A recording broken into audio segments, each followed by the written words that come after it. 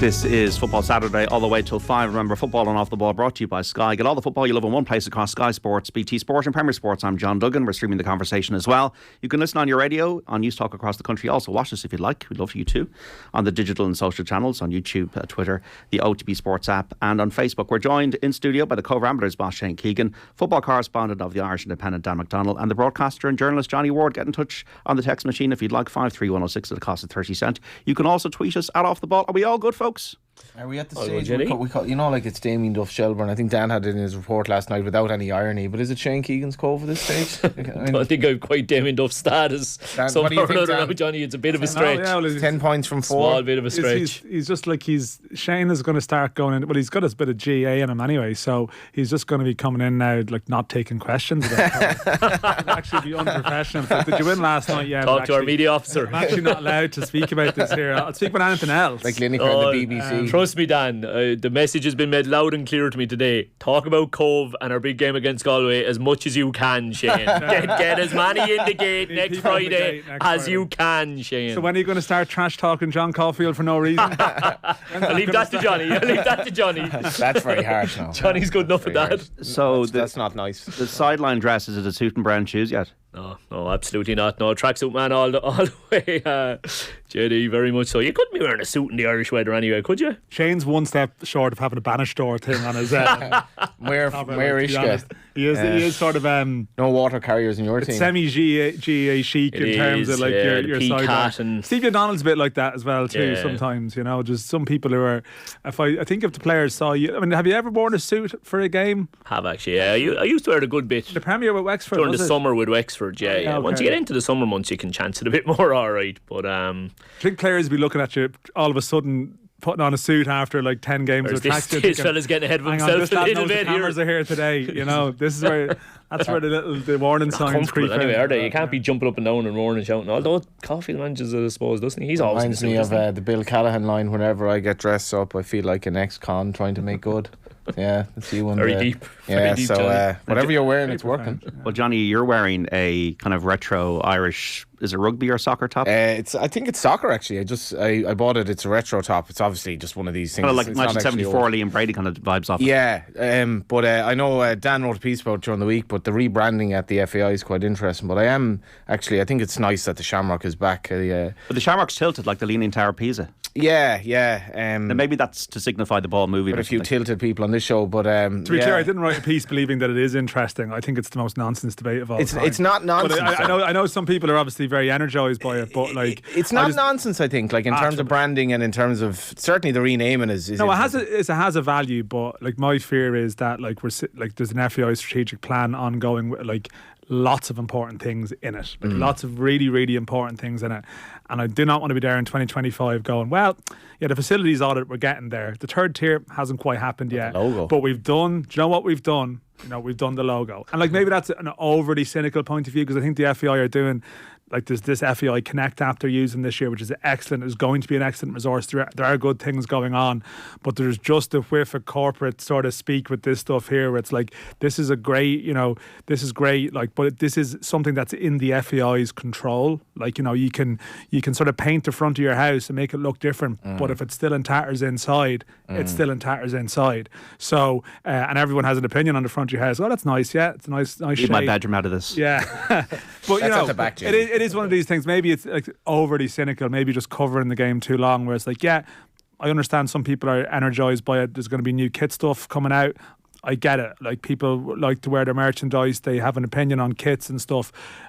I personally just don't care. But I appreciate that in their own world, there's obviously some benefits to this that they've decided. You've done a bit of sales, Shane.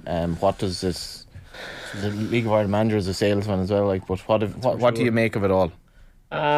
Yeah, again, I would be far more concerned with the actual thing. I suppose it's just the selfishness in me. Like, it doesn't affect me. There's a lot of decisions the FAI will make and a lot of things the FAI will do that will actually affect a big part of my life, if that makes sense. Whereas a new crest doesn't affect me in any way, shape or form, so it doesn't really bother me. I have one issue with the app. Was I saying that to you? Well, I believe you're... Well, okay, Mr. GA manager, what's your issue with the app here?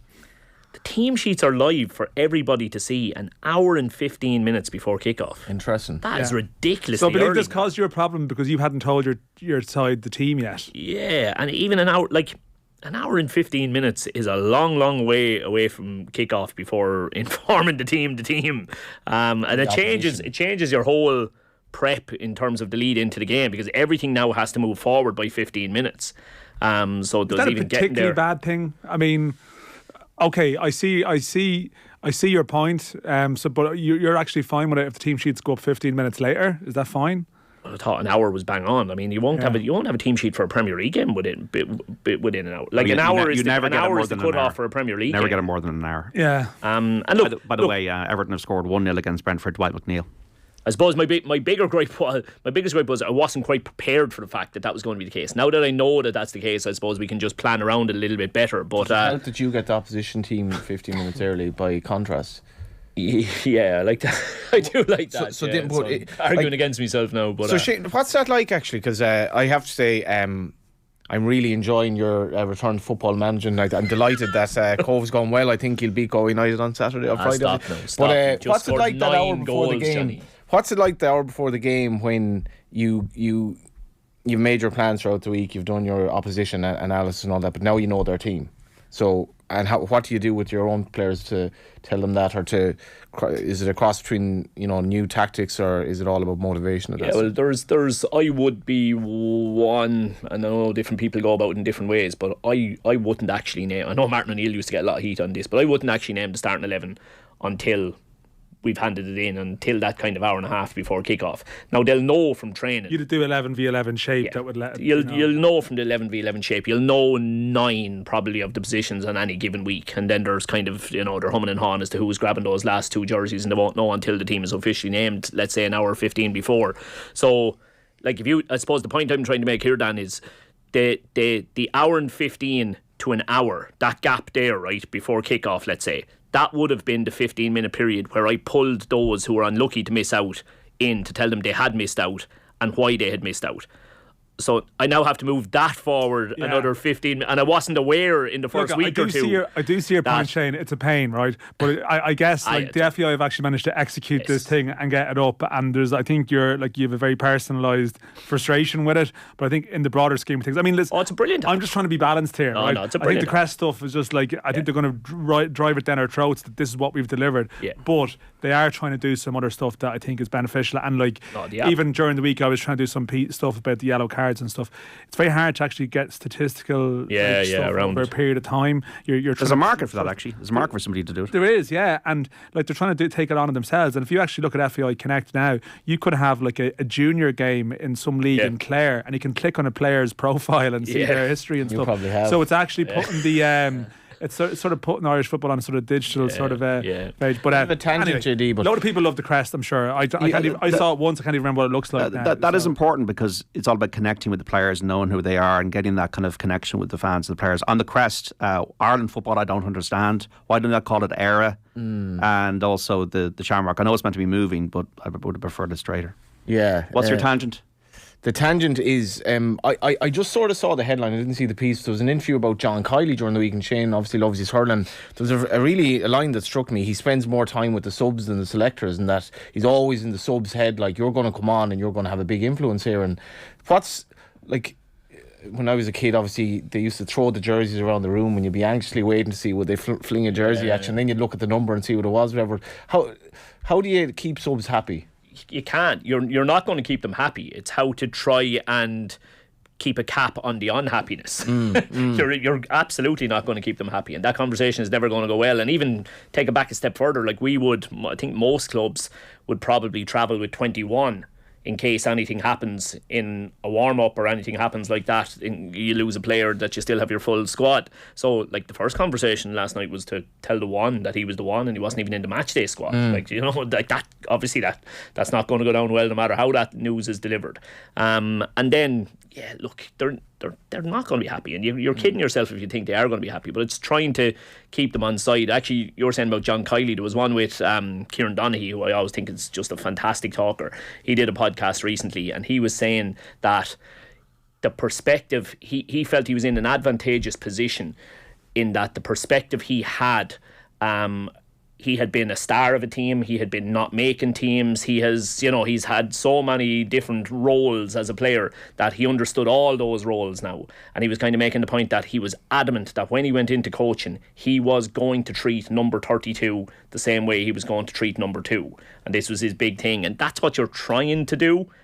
It's kind of impossible, but you're trying to make some sort of a stab at it. It always points to the debate, doesn't it, about the great players becoming managers, that maybe some of those who've been great and only ever been a star man, like maybe the challenge for them is to learn to relate to the peripheral players if you've never been a peripheral player. You know what I mean? And their lot and their plight. Another line, actually, which I thought was great from last night from the League of Ireland, Decky Devine on about young McManus. He said, I learn from him every day. And it reminded me of Conor Hoolan saying, I taught because I wanted to learn from the students. And for Decky saying, like, this kid is what, 18? 17, a lot of chat. He's doing his leaving cert. At the moment, he's, think of what you did in your leaving cert year. Anyone out there. But James McManus is training with Bows Monday, Tuesday and Thursday. He trains with Bows in the morning, then cycles to, I think it's St Declan's in Cabra, does the rest of his classes in the afternoon, and then catches up in the morning once he's missed in the evening. Does a full day in school on Wednesday, presumably a full day on Friday, within reason for where they're playing. And he's a full-time footballer in school. Went into midfield last night in the Dublin derby, JD, and apparently he was excellent. I thought that was a great line, and one of the big stories. I'm just interested in coaches out there, if you want to get in touch, 53106, how you kind of deal with kids that you have to disappoint in terms of leading them out. I remember myself being like left out of the Joey's team, and it was very much traumatic at the time. And you never got over that, actually. I don't think. Well, on a serious note, the way these things are handled is really, really important. It's massive. And sorry, John. It's obviously. This is actually the type of debate that does get people involved, because clearly we're moving towards, in football in this country, a word that people hate, but probably moving towards a more elite culture, and elite is almost a dirty word for some people, or it's a contentious word. And you have this situation now where people are going into underage league clubs, and then they have their hopes and dreams and are getting dropped, and how you handle someone being released, and that's a real. No, that's been a real issue. And even, again, slightly, but on the point, I don't know what context Deck made that statement in. I like Deck, he's a really great fella, but there will be different styles of management, and there will obviously be, like, some managers will react to a player suggesting something as an affront, like, I am the authority here, you do what I say, you don't tell me.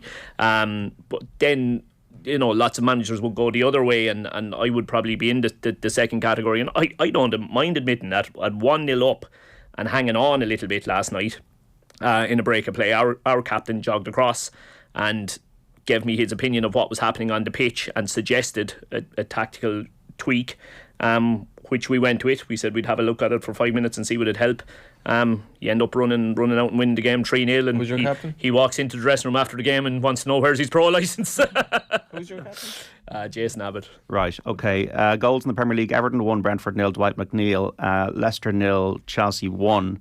Ben Chilwell's having a great run, and he scored for Chelsea. We'll get on to Liverpool in a moment, but just on that, Sean Hoare went over to the fans last night there at Shamrock Rovers. That was an interesting thing. Wasn't the only one, viral. So it was Shelbourne, Shamrock Rovers, not all last night. And I suppose to put it in context, Shamrock Rovers are going for 4 in a row this year, but they've played 5 games this season now and still looking for a first win. 4 draws and 1 defeat. The irony is, in the defeat, they probably played their best football against Derry last Friday. So they were the better side in the game without banging the door down. It was probably a typical 0-0 in some ways. Slightly stronger team, frustrated by a slightly weaker one.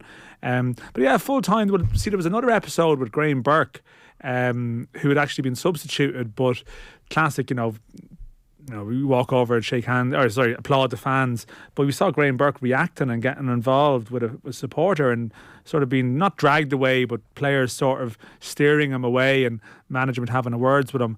And we actually asked Stephen Bradley about that afterwards, and he sort of was playing it down. And I know Graham Burke is an emotional character, which he is. Like, he can be sort of fiery. But then this thing comes out later on that night that you see that Sean Hoare, who's someone that Shane would have worked with and would know him, had clearly there was some negative comments coming from behind the fence, and he was trying to, in fairness to him, I don't know, he actually went and tried to engage with the fans and have a discussion with them. I thought he handled it really which well. I think is actually quite a mature thing to do, and just explained his point of view.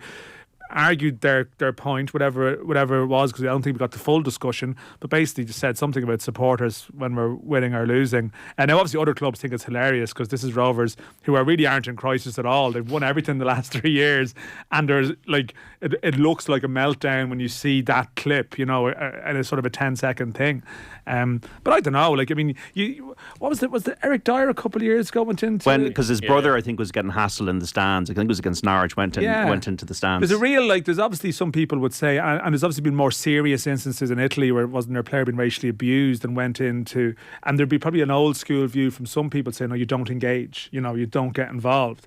But clearly, like there was actually an instance there last year where Bow was in the same ground in the same section. They got hammered by shells, and Jordan Flores went up to try and talk to the Bow, and the Bows players were getting abused back, you know. And then you're probably thinking, why do you do this? Why bother, you know? yeah. But I don't know. I think there's I thought Sean Horde probably handled it reasonably. Yeah, he okay. did. He I think Rovers fans, JD. I mean, I spoke to a few Rovers fans on the bus on the way out, and it was like, what do you make of things? And what number bus? January the 16 with you, Johnny. The 16 was full, so we had to wait for the 1. So we were on the number 1, and straight away got talking to the fans going to the game, and we established a connection. Stag in Galway, Dan, at a Galway United match. I remember a cousin of Joe's, if you're listening, Joe's. So the Rovers fans last night, and I heard one or two of them giving out afterwards, they were absolutely mute throughout the game. They were like, you've won. This just shows what success can do to you in all these games in Europe.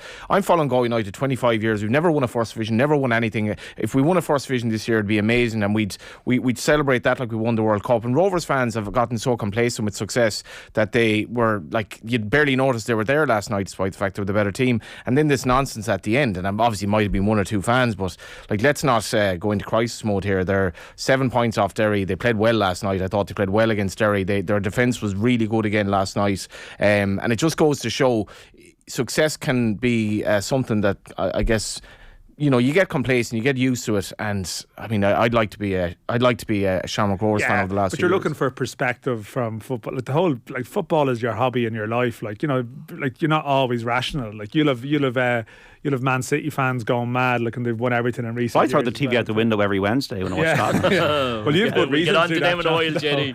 But like, I don't know, like, you know, if your team had won everything, do you become more relaxed then when they don't win? Like, there's always going to be Tottenham have scored. There's always, there you go. Heard you. Hold the TV in. I think Pats Like, the fans whole will be point is, interesting like, at the moment. Sorry, Yeah. like, Johnny, I think like the whole point is, like, people will talk about playing for Shamrock Rovers, the best club to play for in the country. You want to be challenged. That's sort of part of the territory. Like, you have a couple of bad results and there is a bit of an overreaction, but like, you'd rather that than no one being bothered. You know? Yeah, okay. Sorry, the Watford fans last Friday were amazing. But they were on the back of the team after about 15 minutes. And I was like, how does this help players? Like, you know, in that the Watford players, a lot of them, maybe they're not playing to their full ability at the moment, but the fans were getting at them. Like, and I was like, how does that actually help players when you're basically moaning and berating them after 15 minutes in a game? I just found it really weird, especially if it's like the third game of the season or whatever. We're on Ferguson watch. Evan Ferguson starting up front for Brighton. Goalless against Leeds. Everton 1, Brentford 0. Dwight McNeil. Crucial goal. Leicester 0, Chelsea 1, Ben Chilwell. And Harry Kane has scored for Spurs 1-0 up against Nottingham Forest. What is going on with Liverpool after last week? 7-0 victory against Manchester United, and then they lose 1-0 away to Bournemouth today. They had good chances at 0-0, but they coughed up chances in the game. They shouldn't really have lost the game, but they were poor defensively, poor out of transition. I mean, Salah was poor again today. He was lucky to stay on. I don't know, JD. This was like Liverpool have been playing up until recently. It's sometimes hard to lift yourself for these early games on Saturdays. I think the Man United game was obviously a complete freak. They had 8 shots on target, but I don't know. How can you explain that? And it was a poor performance. But I think, like we touched on it before, like Liverpool, like it's the consistency that kills you when things start to go a bit. Like, they have these brilliant performances. They've had them across the season, but you just don't trust them to back it up. And that's when, like, that's the danger of, like, they hammer Manchester United, or they've had a couple of previous games against Man City earlier in the season. I think that's it. The corner's turned. It's like, no, you can't. Like, they've lost games. And had these really bad afternoons with really bad application and concentration. And like Shane, you would know when a team is really at it and plugged in for a season, you can trust them to be consistent, if nothing else. They're not in that place. Well, They've lost consistency. 7 of their 13 away games. They've lost most of their away games. They've actually lost this season in the league. For me, the one place on the pitch, JD, that you need consistency above all else is in your defensive setup and how you defend as individuals. If you've got consistency there, you can afford your winger, your centre forward, your 10, whoever. They can afford to be inconsistent. They can, make a ball to 2 or 3 passes and then come up with something special for you. But your defending has got to be consistently concentrated, and you've got to have the ability to snuff out danger. And you look at the goal, like Liverpool should have won the game today, okay? They played 3 times as many patches as Bournemouth. They had the better chances in the game. Van Dijk should have had 2 bloody goals himself, never mind the missed penalty. But the problem is, you look at the goal they conceded, and it's just like you're looking at it and you're going, I've seen this goal 4 or 5 times this year. Trent Alexander-Arnold at fault?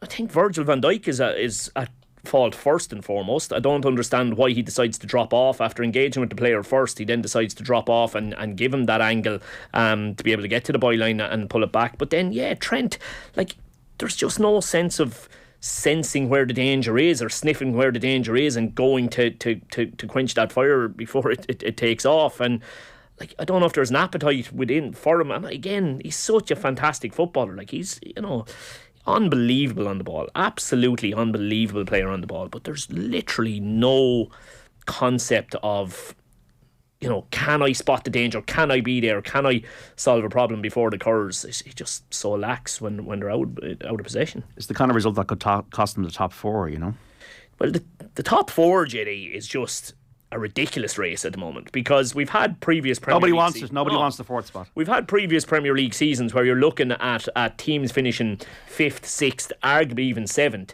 saying, geez, they've had a really fantastic year this year. They're quite unlucky that the teams above them were so strong and have kept them out. It's the exact opposite this year. You're every time I look at the league table, I expect to see Spurs mid-table. I expect to see Spurs mid-table because it's been that kind of season. They've been consistently poor, horrendous to watch, time and time again so poor. How the hell they're sitting in 4th position, and on the back of today's result, if they can win after Liverpool losing, a hell of a chance that they might still go and hold on to 4th. It's just ridiculous. Absolutely ridiculous. And Liverpool could end up in 4th, Spurs could end up in 4th, Newcastle, okay, they were going a lot better, they've dropped off, but would any of those 3 teams say that they're Champions League material at the moment? I wouldn't have thought so. I hate the top 4 debate in ways, because then you actually are in the Champions League, with Spurs were during the week, and they played such horrendous football.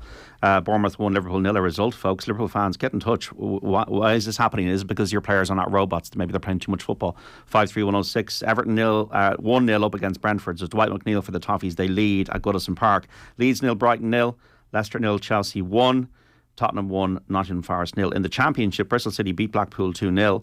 Latest scores: Birmingham 1, Rotherham 0. It is Burnley 1, Wigan 0. Coventry and Hull are goalless, as are Preston and Cardiff. It's QPR 1, Watford 0. Reading 0, Millwall 1. Sheffield United 0, Luton 0. Swansea 1, Middlesbrough 0. West Brom 0. Huddersfield 0. And in Scotland, Celtic won in the Scottish Cup 3-0 away to Hearts. We're going to talk about Gary Lineker after this break, and also Manchester United as well on the show today. 5-3-106, Money Talks. The BBC could easily replace Lineker and the other presenters if they offered a very high salary for presenting Match of the Day, etc., to new talent eager to progress in their careers.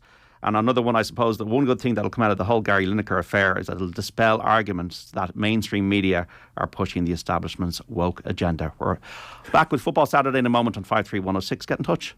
And you're welcome back to Off the Ball Saturday here on News Talk. John Duggan with you through to 5. This is Football Saturday. Remember, football and off the ball brought to you by Sky. Get all the football you love in one place across Sky Sports, BT Sport and Premier Sports. You can text us 53106 in the company today of Shane Keegan, the Cobh Ramblers boss, the football correspondent of the Irish Independent, Dan McDonnell, and the broadcaster and journalist Johnny Ward. Tweet in here from Danny Darcy. Do all the Liverpool fans drinking 7-Up last weekend want to try some cherry Coke today? After the 1-0 defeat against Evan Ferguson watch here, JD. Shane's in the Johnny watching Evan Ferguson seat today. Here we go. Here we go. It's not him though. Alexis McAllister has scored as we speak for Brighton. 1-0 they lead Leeds. You're a big fan of Brighton. Johnny was nearly out of the chair there. He will invade your personal space. You'll never match the Ferguson scream that we heard here a few weeks ago. I don't know, JD. This game's got 60 minutes left. He's already shown a bit of potential now to go that way. He's in his retro Ireland shirt and he's ready to go. Retro looking forward. Oh, we got a really good tweet here. Actually, text JD Reid, the Lineker fallout. Has the broadcaster and journalist Johnny Ward got the call from the BBC yet? And like Lineker, will he present match of the day in his underpants if Galway win the first division? I did Twitter spat with Gary Lineker before about Rory McIlroy, which was one of the most bizarre instances in my life. Remember, I'm not on Twitter anymore. I do think Gary Lineker tries to. I think he does use Twitter a bit to kind of. We've all been there to try to have a bit of crack and rise people, but I'm not sure he thought this was going to go where it went. We should clarify also we've got various people have been sending messages to myself and Shane pointing out that Shane's attack on the integrity issues raised by the new FEI Connect app is badly misguided. No, it was pointed out, someone covering Premier League was even saying you can get there's an app in which the teams are released there an hour and 15. I don't go to enough games over there, obviously. Yeah. So it's actually standard enough what the FEI are doing. They're probably regulating an area that needs to be regulating. But Shane wants to play mind games with his players and with the opposition, and just wants to, Shane, it's the LG. I think he wants to put on a sub. Here's number 34. Who's that? And he's been signed. And bear in mind, I don't mind admitting, my only real gripe here is that I ended up with a scenario last weekend where before I had managed to tell my players the team, they could see the team on the app, and that was because we got our travel plans wrong. So the boys were late arriving to Longford. They were still on the bus an hour and 15 minutes before kick-off, which meant they could see it before I got a chance. So I was trying to find a scapegoat to blame other than myself for our disorganisation last weekend. Yeah, it's almost like an app's going to decide me now what I'm going to have for dinner before I even know what I'm going to have. Gary Lineker, you're the voice of reason on the show, Dan. So what's your take on the whole? What do you think? Well, like the thing about it, firstly, is that I do think sometimes in Ireland, like we get great amusement out of the British political system and its quirks and the sort of Britain's broken and it's crazy, and we sort of like we're not exactly perfect in our own little world here, are we? Like you see a lot of strange things going on in Ireland at the moment. People who sort of think housing crisis is to do with all these foreigners coming in and all these marches, and Nigel Farage's press officer stirring up things in places, including the town where I'm from, where I think people are marching today. So we're not perfect, but like it is absolutely insane what has happened in the last sort of 36, 48 hours. And like I'm very conscious of us just sitting around here agreeing with each other about it, and that'll probably wind some people up and annoy them. But I'll say one thing: complete loss of there's a complete loss of perspective, but it's very like illuminating, and it shines a light on. Like you see things like the Super League and how Qatar, and you have this sort of we talk about the morals of football a lot, Man City, and we talk about sort of Newcastle, and you sometimes thought, well, you can't change anything, like it's you have to accept that the world is flawed and that's the way it is. But there is actually does show that there is a certain degree of power that people still have if they take a stand, as has been proven by the pundits in the last 24 hours. It's like if you have a sort of bit of a collective approach without getting bogged into the weeds of the debate, it does actually show the power that influential sports personalities do hold. Whether that's a good or a bad thing, people can decide otherwise. But I don't know where it ends now. I mean, how do you actually get out of this situation? Well, there's a statement now from BBC this afternoon. They'll only be able to bring limited sport programming this weekend, and our schedules will be updated to reflect that. We're sorry for these changes, which we recognise will be disappointing for BBC Sport fans. We're working hard to resolve the situation, hope to do so soon. Well, I think the only thing is there going to be a climb down from the BBC? Because there's not. I can't see Gary Lineker back in the match of the day chair at all. No, and the thing is, like, where...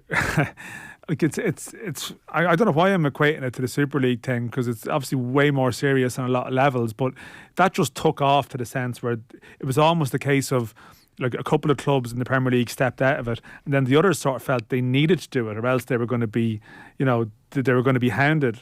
And like, who goes in and takes that seat now? Like, who actually go? If that was the case and Gary Lineker leaves, Boys of Chalice. Then who? I think to be fair, I think the show of solidarity is impressive. And look, I'm sure different people have different motives. I would think some people are taking the stance based on ethics, others are taking the stance based on perception of how they would be seen by the public based on one thing or another. But look, again, without wanting to go on a bloody GA tangent again, it did just bring me back to the situation where it was it Jim McGuinness looked for a reporter to be removed or a journalist to be removed from one of his... That was a disgrace, actually. It's to do with the Kevin Cassidy. Yeah. You know, I'm kind of looking and going, you know, back then, should everybody have got up and walked out? They should have, yeah. But it's, I know you're in a difficult situation, and if it were me, I'd be like, God, what would I have done? But that journalist made an absolute pariah in that instance, and it was wrong. So I think that the solidarity they've shown here is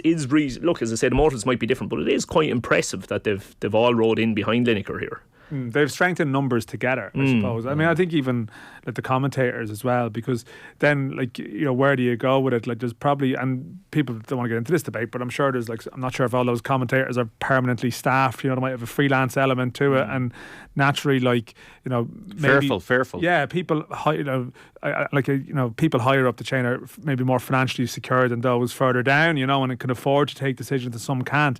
But I mean, this is like a flagship program. Like Match of the Day is like, you know, you hum the tune in your head. Like it's the part of the fabric of life for people, not just in England but here, you know, and in other places.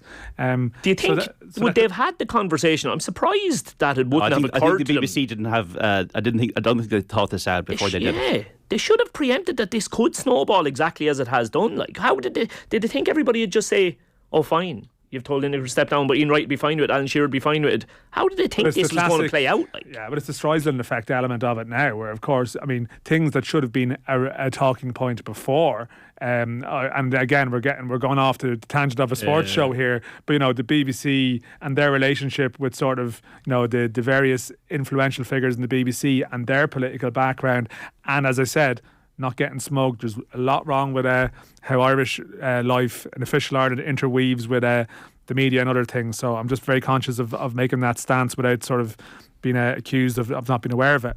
But I mean, the lines are so blurred there between you know, state and broadcasting and your relationships. So, but they've got themselves into a corner now. Right? Honestly, I don't know what the solution is, other than letting Lineker continue, or Mark Lawrenson, as he said earlier on the show today, like, he's stubborn, he's not going to back down on it. Why should he's dead right? Yeah, like Patrick Bamford to score, by the way, for Leeds, 1-1 against Brighton here. Great strike, Jimmy. I wouldn't agree with the tweet, but suspending him just shows how popular he is and the way he carries, that they don't want his voice, they don't want his popularity, they don't want that platform. They may have made the decision independently, but the chairperson of the BBC is a Tory donor. What would yours be with the tweet? I just think that the Tories are a very unpleasant bunch, in my opinion, but you can't compare their actions with the actions of Germany in the 1930s. Yeah, well, I think you can, in the sense of language used, but it's almost not language used. Language used rather than like, they are talking about policy that's going to be condemned internationally. I think, JD, like, you know, I'm not sure where I'm at with free speech, because free speech is all well and good, but there's a point where you go too far. Maybe Lineker went a little bit too far here, but all the BBC needs to do then is just give him a call and say, listen, just going forward, this might be an issue because we don't really want to get involved in this. Now you can... I do a political podcast every week with a couple of lads in England, and they think the BBC is an absolute joke on politics, like an absolute joke what it lets the Tory party away with. So for the BBC to think that... Well, it's double standards, because Andrew Neil and Lord Trigger have clear views, which they're entitled to, but they have the platform for those views in the BBC. So Gary Lineker's a freelance broadcaster. Absolutely. He was tweeting. He didn't say it on Match of the Day. He's not a news presenter. He's not a political presenter. Absolutely. And then you've got the whole of Britain in flames now, because football is their cherished popular sport, and this is an institution of a programme. The freelance thing is interesting, because like I do remember before, one of the organisations I work for as a freelancer kind of had a quiet word to me about some stuff I was tweeting. I was like, yeah, fair enough, and there was nothing more came of it. And I only had to remember it this morning, because it was like, have I ever been in that instance as a freelance journalist? But how the BBC have allowed it to come to this, the irony is Match of the Day is pretty shite. Like, it's not even... Watch your language. Yeah, it's Johnny Ward has just been let go by off the ball. So when I was preparing I was going to a race meeting in England last weekend, and in the hotel I put on Match of the Day and the EFL highlight show. Match of the Day is so padded now with so few games on, and it's never the show that it was. Johnny, you've said there's too much talking on Match of the Day. You keep saying this on talk shows where you're talking. The irony is Johnny's analysis is there's too much analysis. But we're on a talk show. We're not showing any There goals, aren't enough games. The irony is Match of the Day isn't very good anymore. But the Lineker thing, the BBC have massive eggs in their faces here. I think. Like if he said something that was ridiculous and racist and horrible, they could say fair enough. But this is just an opinion that was perfectly reasonable opinion. You're too famous. You have too many followers on Twitter to have an opinion on anything. He's too popular. See, that's the issue. I think that's out there, and people in power don't like his popularity. I just hate this culture war stuff. I hate it. I hate left wing cancel culture. I hate right wing authoritarianism. I hate the way it divides people, and I hate the way it's engulfing society in flames of outrage every day. Like whatever the migrant bill, people don't even know what it is. Now it's all about Lineker and this row with the BBC. Yeah, no, and I've seen some people making that point on the Sky papers last night, the Sky newspaper review, that again, like it's a great distraction from the actual nuts of the debate. But it just goes to show what engages people, and like sometimes it's the trivial issue. Like you see, you can have a debate about like issues around horse racing and welfare, but you need a picture of Gordon Elliott, and suddenly that becomes the thing that everyone goes mad about. And other more serious issues are probably overlooked.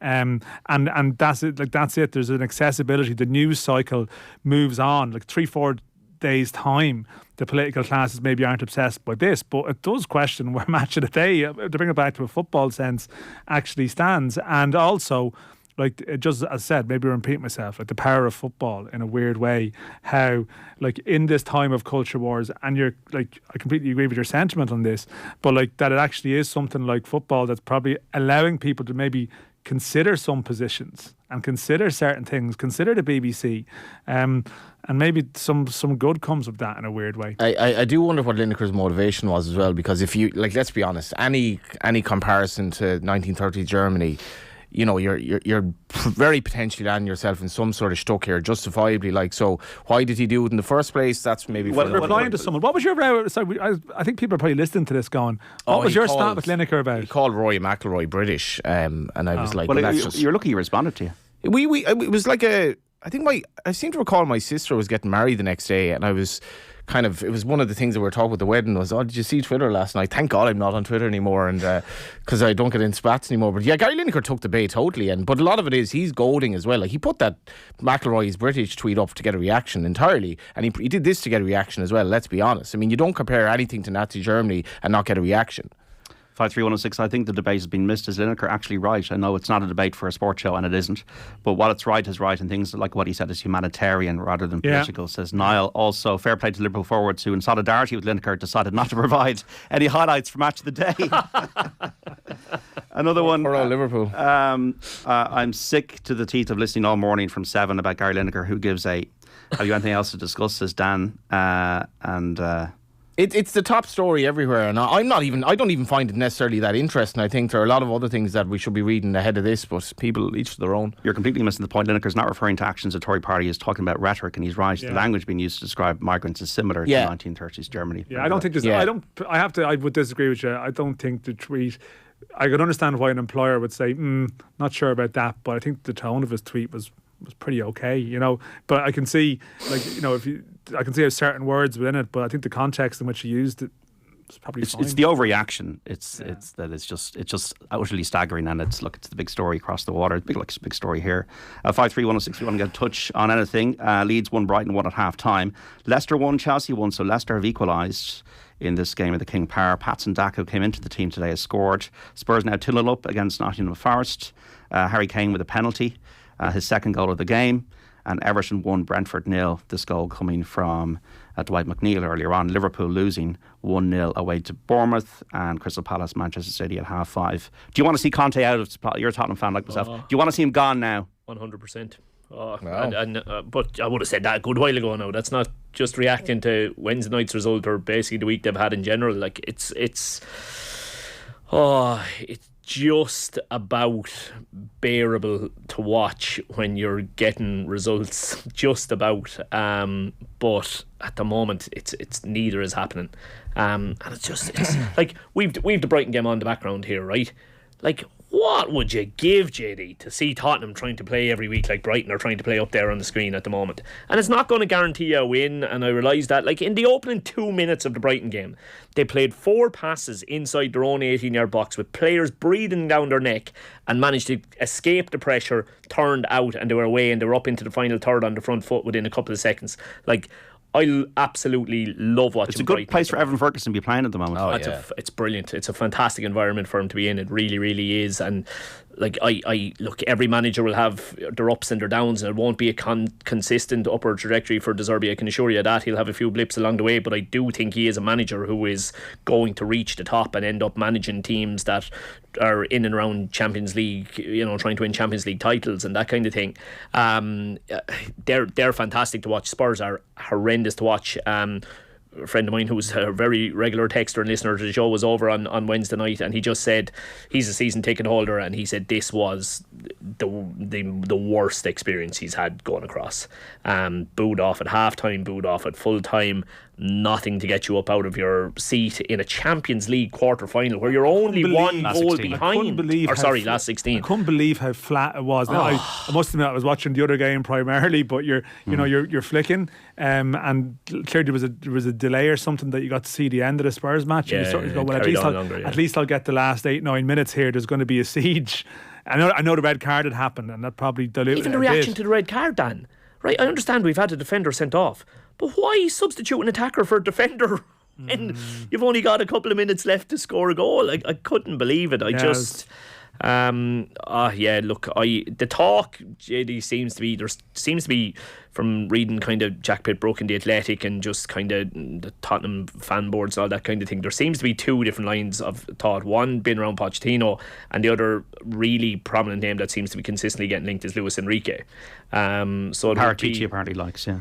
Yeah, it would be. Look, Pochettino. I don't know about you. I take he just gives the club a pass for 3.5 years of waste, and I just can't have that.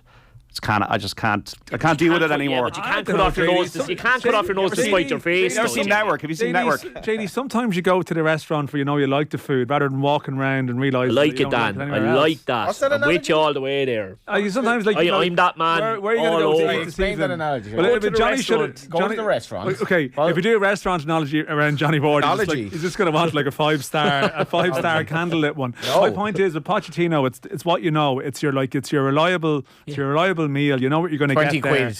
Rather than walking around the block, we're on holidays. You walk around. We'll go in here. I will go in there. It's like calling crisps chips now. Like going around the block. Like Spurs. Well, let's try something different because that might be better. But maybe it's steak and chips is what we want. Yeah, you just want steak and chips. That's all you want. The players like fish and chips. Shane Keegan. I mean, your star is rising. Yeah. Did you know we had this conversation at the start, Johnny? You'd have to wear the suit though, wouldn't you? Yeah. Kevin Long scored for Birmingham 2-0. They lead Rotherham. In the Women's National League, Bohemians 0, Shelbourne 2 after 38 minutes. Jessie Stapleton and Megan Smith-Lynch on the mark. In the Six Nations, Wales leading Italy by 29 points to 10. That's the latest score. England-France 4:45 start at Twickenham. In the Allianz National Hurling League Division 2A results, Offaly 119, Carlow 112 at O'Connor Park, and Kildare 220, Kerry 21 points, Newbridge. And in the Very Ireland Camogie League Division 1B, full-time Wexford 415, Offaly 2-7, and Waterford lead Antrim by 10 points to 4. In the Premier League, goals going in, and a second one for Chelsea, obviously always subject to VAR because it's just flashed on my screen, but Kai Havertz has scored. If that stands, it'll be a second in a week for him. Tottenham 2, Nottingham Forest 0 at half time. Leeds 1, Brighton 1, and Everton 1, Brentford 0. Bournemouth beat Liverpool by a goal to 0 earlier on. Crystal Palace and Manchester City kick off at 5:30. In the Championship, Bristol City 2, Blackpool 0 is the result. Birmingham 2, Rotherham 0 at latest. Half time, Burnley 1, Wigan 0, Wigan down to 10. Coventry 0, Hull 0. It's Preston 0, Cardiff 0. QPR 1, Watford 0. Reading 0, Millwall 1. Sheffield United 0, Luton 0. Swansea 1, Middlesbrough 0. West Brom 1, Huddersfield 0. And in Scotland, Celtic beat Hearts in the Cup by 3-0. Yeah, De Zerbi, a really good article about him in the Examiner. It was the Guardian, I think I read it, about his different styles. He's kind of mixing and matching a lot of different styles with his pressing football, bit of possession football, and also he is getting his defenders to press. Yeah, they've literally just played the highlights clip of the first half here as you were chatting there, JD, and they've just given 3 or 4 examples of Brighton basically trying to play out with 5 players, keeping 5 over the halfway line, trying to play out with their other 5 plus their goalkeeper, with players absolutely breathing down their neck. And look, it is high risk. They gave 2 or 3 examples where it worked brilliantly and they got out. Then they gave 1 example where they were very, very lucky not to concede a goal. I just think it's exhilarating. It's so exciting. He has given his players an incredible self-belief that they can pass their way through pretty much anything. They went to Manchester City and had more possession than Manchester City in their own ground. That's I think incredible. It was the only time it's ever happened twice now it's happened to Pep. Actually, it happened with Arteta. With Arteta a couple of weeks later, but De Zerbi was the first to do it. But look, Arteta has a higher class of player to pull that off with than De Zerbi has. He's really interesting. I assumed life was only going to go one way for Brighton when Potter left, to be honest with you. I thought Potter had done a fantastic job.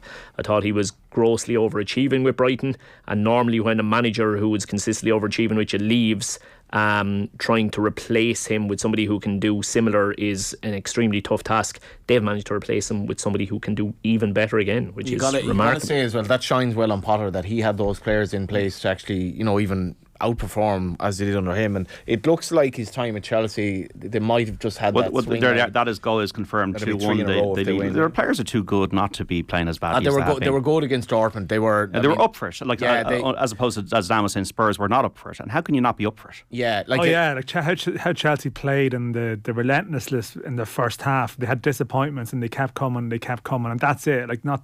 You just were expecting something from that against Spurs. You always feel it's like an Irish team in a playoff or something. You feel like sometimes you're at your best where you're against a wall and you're dead if you're out. And Spurs didn't play like that. Okay, got to take a break. Dan McDonnell, Shane Keegan and Johnny Ward on Football Saturday. You can text us 53106. We're on air till 5 and we look forward to talking to you after the news. Football on Off the Ball. Don't miss Newcastle versus Wolves on Super Sunday. Live only on Sky Sports. This is News Talk. And welcome back to Off the Ball Saturday here on News Talk. John Duggan with you 3 to 5. This is Football Saturday. Remember, Football on Off the Ball brought to you by Sky. All the football you love in one place across Sky Sports, BT Sport and Premier Sports. You can text us 53106, tweet us at Off the Ball. Listen across the country on your radio and News Talk. Watch us as well if you'd like on the YouTube, Periscope, Facebook and on the OTB Sports app. We're joined in studio by the Cobh Ramblers boss Shane Keegan, also football correspondent of the Irish Independent, Dan McDonnell, and the broadcaster and journalist Johnny Ward. Scores in the football world: Everton 1, Brentford 0, Dwight McNeil, huge score. Leeds 1, Brighton 1, so Patrick Bamford cancelling an out Alexis McAllister's opener. Leicester 1, Chelsea 2, Chilwell and Havertz for Chelsea, Daka for Leicester, and Spurs 2, Nottingham Forest 0. Harry Kane with both goals at the new White Hart Lane, Crystal Palace and Manchester City as a 5:30 kickoff. Bristol City 2, Blackpool 0, a result in the Championship. It's Birmingham 2, Rotherham 0, Burnley 1, Wigan 0, Coventry 0, Hull 0, also goalless Preston and Cardiff. QPR 1, Watford 0, it's Reading 0, Millwall 1, Sheffield United 0, Luton 0, it's Swansea 1, Middlesbrough 0, West Brom 1, Huddersfield 0. In Scotland, Celtic beat Hearts 3-0 in the Cup. And we can go to Italy as well, JD. You're the Italian correspondent. Yeah, Empoli 0, Udinese 1. But the interesting thing about that is that Festi Ebicelli was a sub late enough in the second half, but seems to have done quite well. It's actually weird, like you look at the scoring apps and you have the little flags next to the players, and you look at the Udinese bench today and you've got two tricolours there, because James Abankwah is also on the bench for Udinese today. But Ebicelli has come on. That's a couple of appearances for him now. So they won 1-0. There's one account there that I'm sure you're aware of, Dan, the Irish Abroad one on that you can follow on Twitter. He seemed to have it set up in some sort of automated way that you get a notification every time anything happens with an Irish player. And like some of the notifications that come up, JD, are brilliant. I was sitting at home last week, a notification came up from a player that I remember when I was used to manage against him at schoolboy level when he was 14, Carl McHugh. Do you remember Carl? Yes, he's from Donegal. Notification coming up telling me that Carl McHugh had just been booked in a game in India. I was just going to say, fair play to your man. Whatever way he set it up, it's brilliant. Yeah, because Carl McHugh, people remember, he scored some big goals for Bradford. Remember Bradford were on those League Cup runs, and Carl McHugh ended up in Scotland. And then I was thinking he was in India last I'd heard, but I didn't know he was still there. Actually, something I probably should mention, because probably won't talk about young Irish players.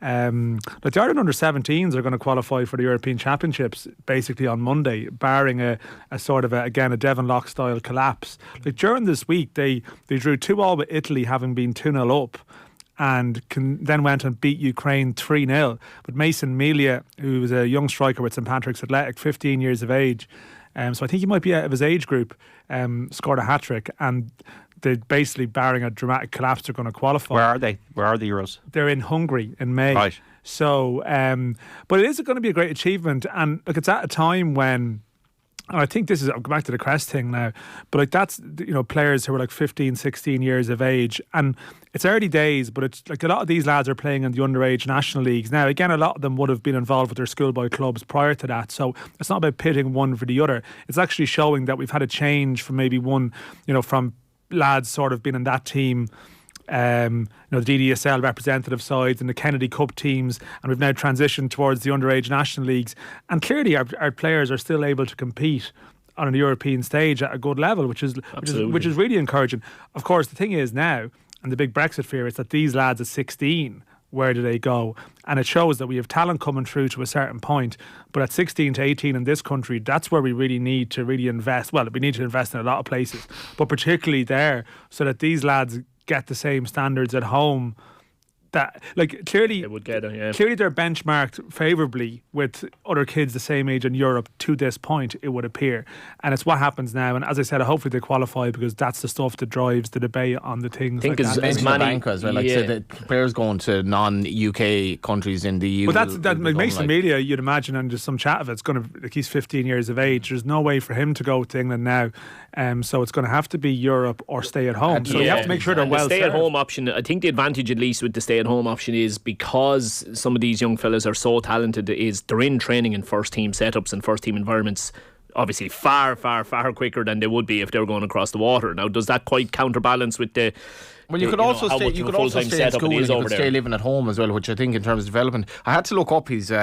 He made his debut, I think, in the Leinster Senior Cup against Wexford. It's Mason Melia, this is. Mason Melia, sorry, and he came on, and he was actually younger than Sam Curtis making his Pats debut, which I thought was interesting. But I just looked back on the video yesterday of his goal. He got this wonder goal for a 15-year-old, and he's already kind of on the fringes of that sort of Pat system. And obviously, it's a name to look out for. You're always wary of talking, and I do it too much, talking young players up. But as Dan mentioned, like JD, a League of Ireland underage team effectively to qualify for that. Yeah, it's not just League. I would say there's an interesting player in that team, Trent Coney-Doherty, who's at Liverpool, but because he lives in Derry, he was able to move at 16, and there's one or two other players based in the UK, so presumably their eligibility. But it is predominantly a League of Ireland underage team doing it. And again, on all that, JD, the one thing I would encourage people to do, if they can at all, or if they're in that part of the country, is the under-19s group. Is we're hosting the under-19s group, which is in Wexford and Waterford. The week after next, so a fantastic opportunity to see the Irish under-19s and what we're producing at the moment, because there's no doubt, our underage sides. And again, I also couldn't speak highly enough of the, like, we had years, Dan, as you know, of people over our international underage teams where you would question, had we the right people in charge? And there seem to be, some people in roles for forever and ever. Yeah.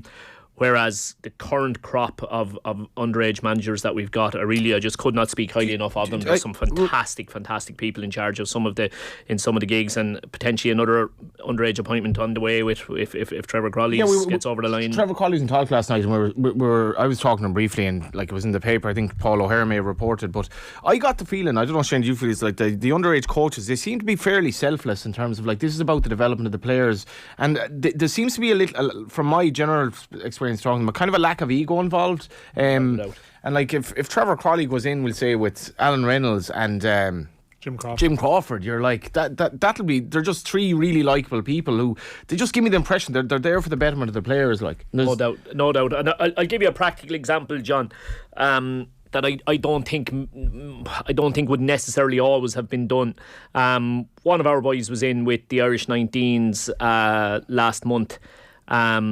Did quite well by all accounts. Well, the reason I say that, I know he did quite well, is so Tom Mohan picked up the phone the week after, gives you a ring as the manager, as his League of Ireland manager, to let you know how he did, what he did well, what he could maybe do a bit better, and to kind of almost jointly put a development plan in place for that player over the next while as to how we can help him kick on. It's proper engagement, proper communication around what's best for the player.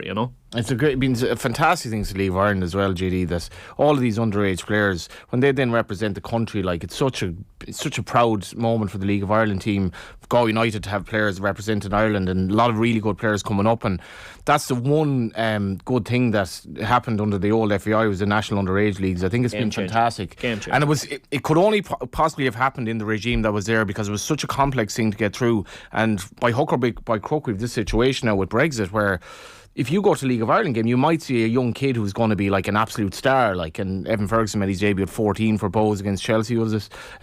Young Melia now, and you see players all over the country. And I think for Shane to come into Cobh in the old days might have been something, but now you're coming in and you're inheriting all these young teams as well that are representing the club, and you're looking at players that have that pathway to play for Cobh Ramblers or beyond. 53106, get in touch on any of that. Jurgen Klopp speaking about Gary Lineker. I'm not a native, but I cannot see any reason why you would ask somebody to step back for saying that. But that's the world we're living in. Everybody is so concerned with doing things in the right manner and saying the right stuff to everybody. If you don't do that, then you create a storm, and we didn't have when we were young. It's not the guy with the BBC mic today is a bad person. I'm not sure I was asked to have an interview with the BBC.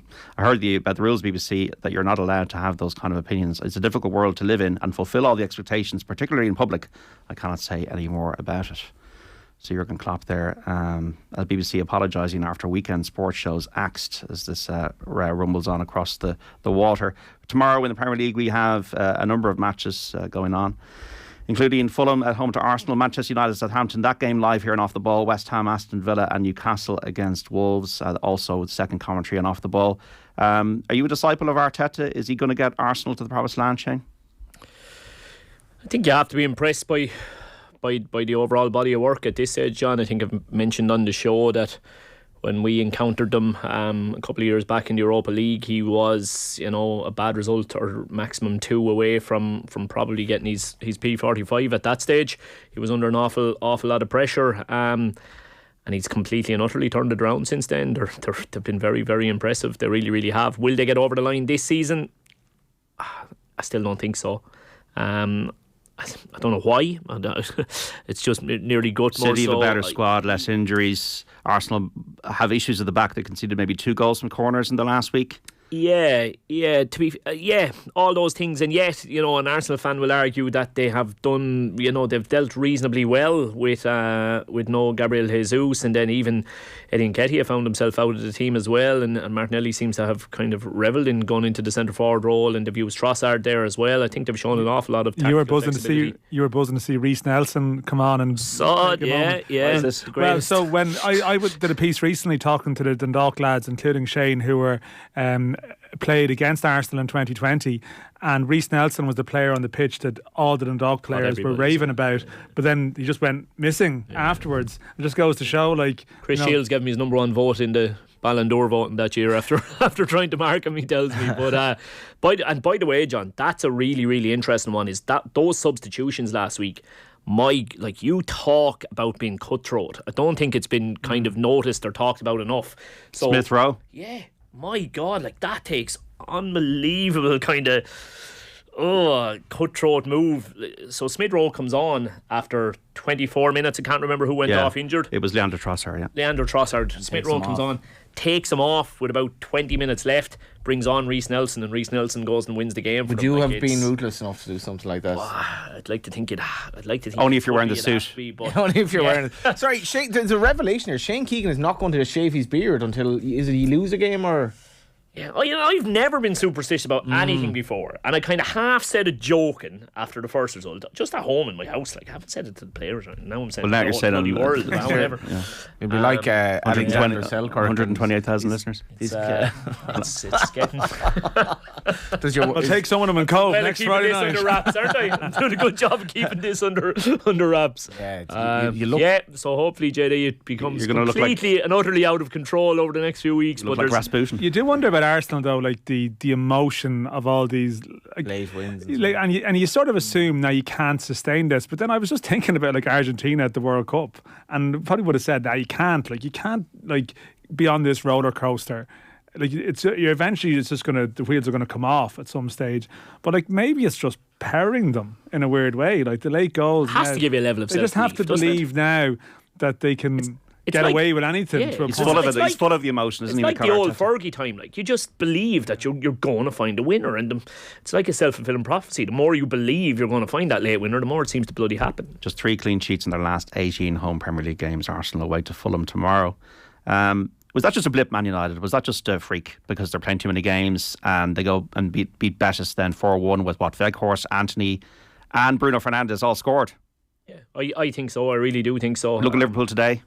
Yeah, I had this conversation elsewhere. I definitely think it's a blip. I think there's been a complete and utter overreaction to it. Complete overreaction. Overreaction to the result, overreaction to the question of Ten Hag, overreaction even to Bruno Fernandes.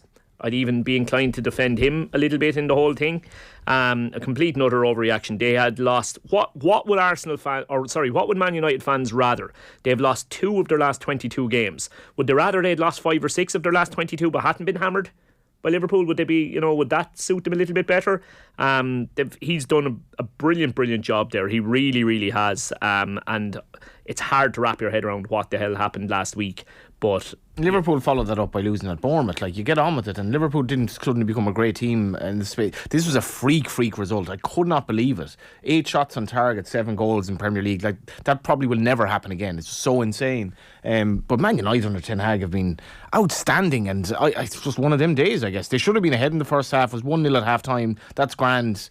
And then they conceded 2 quick goals, and then they probably mentally gave up a bit. But he's done an unbelievable job as far as I'm concerned. I'd still be a lot more confident going forward in him than Klopp in the rebuilding, in my view. Well, he's got the political capital now to get who he wants in if he has the money. Bit of comfort though with him and some of the players he used to work with, was Martinez, Anthony. Bit of comfort there. Like Weghorst, not a Manchester United player in my view. That's a little bit of a worry. He started. I mean, strange that he's there. Now they got us. If I was them, I'd be signing Harry Kane. Get Harry Kane into the club, and he deserves our blessing as a Spurs fan. And Ferguson Brighton hasn't scored here, but he all but scored. Evan Ferguson maybe should have scored, but Brighton have scored. It's sunny March, but there's a ball across the box that Ferguson, I think it was Ferguson trying to get his foot ground, with, yeah, but I think there was a Leeds defender made a desperate block, but we'll see. I haven't watched much of Brighton, but what Shane was saying, they are actually, it's very entertaining. I'm struggling to take my eye off. It's fascinating, JD. Like 2-1 they lead Leeds, and it's really exciting that like we were talking about Evan Ferguson, but I have to mention Andrew Moran, who's there as well, another young Irish player who's very highly regarded, just a slightly later developer. But this guy's going to be a fantastic player for Ireland as well. I think Ferguson's fouled there pretty much. I think he's actually pulled back. Yeah, and I think actually that the player trying to stop the ball from getting to Ferguson inadvertently takes a shot on goal, which is saved by the keeper. And it's actually a double. An OG. The fullback is fouling Ferguson. The 3 is fouling Ferguson. Thomas is so good, lads. He is such. Thomas cross. Ferguson is being held back, but it's an own goal at the end. Watch Ferguson here. That's nearly a foul. An OG. It's nearly an OG. Keeper saves. Rebound comes out, and I think they still managed to then score. It would have been a penalty, I think, if Leeds hadn't, if Harrison hadn't held fully knocked the ball into It's fascinating, JD, because basically what we're seeing every single time Brighton get the ball is that they are sending 4 to 5 players over the halfway line, saying we don't want to see ye until we get the ball up into your half. They're then trying to play out against a heavy press for Leeds. So essentially every Brighton possession is either Brighton getting through the press and immediately creating a chance, or Brighton getting caught trying to get through the press and Leeds getting a chance. It's so crazy at the bottom that Everton are up to 15th at the moment in the live table, and Leeds are 19th. Yeah, with Everton leading Brentford by a goal to nil at Goodison with that Dwight McNeil effort. Leicester 16th, they're losing to Chelsea 2-1.